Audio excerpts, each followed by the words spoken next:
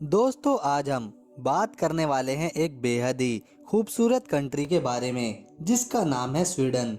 Northern Europe में बसा ये देश ऑफिशियली किंगडम ऑफ स्वीडन बुलाया जाता है।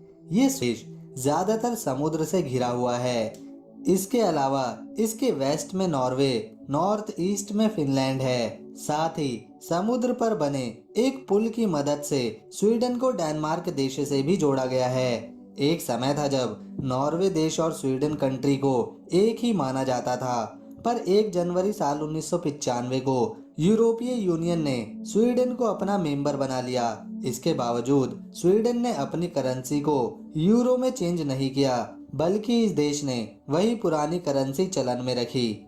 स्वीडन की करेंसी को स्वेडिश कोरोना करेंसी कहा जाता है, जो एक स्वेडिश कोरोना बराबर 8 रुपए 75 पैसे के बराबर बनता है। इस देश में फोन पर बात करने के लिए कॉलिंग कोड +46 लगाना होता है। स्टॉकहोम स्वीडन की कैपिटल है। ये शहर राजधानी होने के अलावा स्वीडन की सबसे बड़ी सिटी भी मानी जाती है। दोस्तों इस शहर की स्थापना 13वीं सदी में ही कर दी गई थी। स्वीडन 4,50,295 स्क्वायर किलोमीटर के एरिया में फैला हुआ है और ये देश एरिया के मुताबिक वर्ल्ड का 55वां सबसे बड़ा देश है। इस देश की टोटल पॉपुलेशन 1 करोड़ 1 लाख के करीब है। यहाँ पर बोले जाने वाली भाषा को स्वेडिश बोलते हैं। साथ ही इस भाषा को सोनास्का भी कहा जाता है।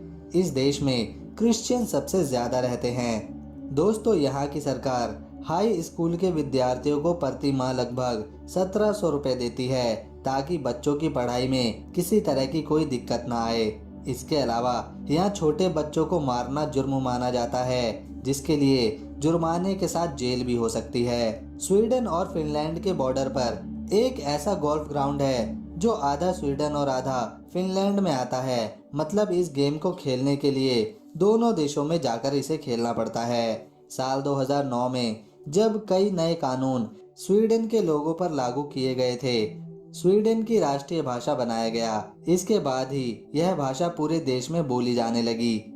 इससे पहले यहाँ पर इंग्लिश को ही नेशनल लैंग्वेज माना जाता था। स्वीडन की कैपिटल स्टॉकहोम सिटी 14 आइलैंड से मिलाकर बनाई गई है। इस शहर का सेंटर हर समय पानी से भरा रहता है। स्वीडन ने अब तक 31 नोबेल प्राइजेस अपने नाम किए हैं। साथ ही स्वीडन के 1 करोड़ लोगों में 18 लाख लोग 17 साल से भी कम उम्र के हैं। यहाँ के हर 5 में से एक व्यक्ति का रिश्ता दूसरी कंट्री में होता है। इसीलिए स्वीडन की 15% आबादी अलग अलग कंट्री में जाकर बस चुकी है। साल 2006 में 76,27,000 टूरिस्ट यहाँ पर घूमने आए थे, जिसे उस समय वर्ल्ड में 21वीं सेंचुरी का सबसे ज्यादा पॉपुलर देश माना गया था। इसके अलावा साल 2016 में ये टूरिस्ट 1 करोड़ 40 लाख हो गए थे। यह देश भारत के समय के अनुसार 3.5 घंटे पीछे है। साल 1974 में नॉर्थ कोरिया के तानाशाह किम इल सिंह ने 1000 कारें खरीदी थी, जिन्हें स्वीडन ने नॉर्थ कोरिया को एक्सपोर्ट भी कर दिया था। लेकिन नॉर्थ कोरिया ने आज तक इन कारों का 1 रुपए भी स्वीडन को नहीं दिया। वर्ल्ड पासपोर्ट रैंकिंग के अनुसार स्वीडन का पासपोर्ट 6ठे स्थान पर आता है और स्वीडन के पासपोर्ट से ही वर्ल्ड के आधी से ज्यादा कंट्रीज को घूमा जा सकता है। इस देश में बर्थ रेट 30% है, जो दूसरे कंट्रीज के मुकाबले काफी कम है। यहाँ पर जब कोई माँ बाप बनता है या बच्चा गोद लेता है तो स्वीडिश गवर्नमेंट उन्हें 15 महीनों की छुट्टियां दे देती है, ताकि माता पिता अपने बच्चों को प्यार दे सकें और उनकी अच्छे से देखभाल कर सकें। स्वीडन की महिलाओं को काफी खुले विचारों वाली महिलाएं भी माना जाता है, इसीलिए यह अपने देश में पुरुषों से भी अधिक महत्व रखती हैं। इसके अलावा इन्हें रात में एंजॉय करना काफी पसंद आता है, तभी तो राजधानी स्टॉकहोम की सड़कों पर रात के समय काफी चहल पहल देखी जा सकती है।